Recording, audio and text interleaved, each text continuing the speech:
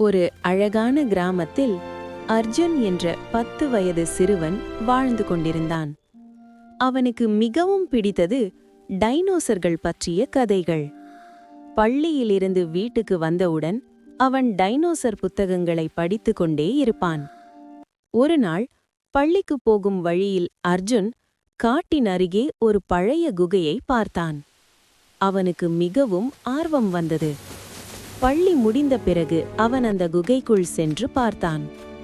குகையின் உள்ளே மிகவும் இருட்டாக இருந்தது.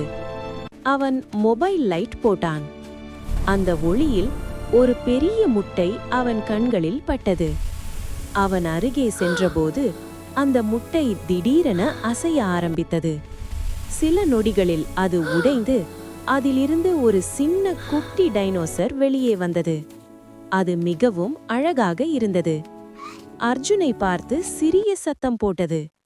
அர்ஜுன் சிரித்துக்கொண்டு, "நான் உனக்கு நண்பன்" என்று சொன்னான். அவன் அந்த டைனோசருக்கு டினோ என்று பெயர் வைத்தான். அந்த நாள் முதல் அர்ஜுன் தினமும் குகைக்கு வந்து டினோவுடன் விளையாட ஆரம்பித்தான். ஒரு நாள் திடீரென ஒரு பெரிய டைனோசர் அங்கே வந்தது. அது டினோவின் அம்மா. அர்ஜுன் கொஞ்சம் பயந்தான். ஆனால் டினோ அர்ஜுனின் முன் நின்று அவனை காப்பாற்ற முயன்றது. அந்த நேரத்தில் சில வேட்டைக்காரர்கள் காட்டுக்குள் வந்தார்கள்.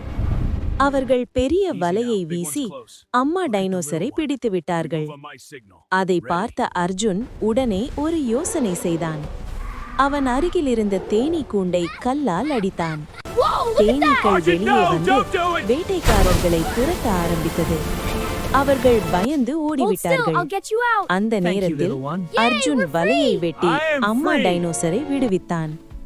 டினுவும் அதன் அம்மாவும் மகிழ்ச்சியாக காட்டுக்குள் திரும்பி சென்றார்கள். அப்போது அர்ஜுன் ஒரு உண்மை புரிந்து கொண்டான். உண்மையான நட்பு மனிதர்களுக்குள் மட்டுமில்லை, எந்த உயிரினத்துடனும் அழகான நட்பு உருவாகலாம். இது போன்ற கதைகளுக்கு சேனலை லைக் செய்து சப்ஸ்கிரைப் செய்து கொள்ளுங்கள்.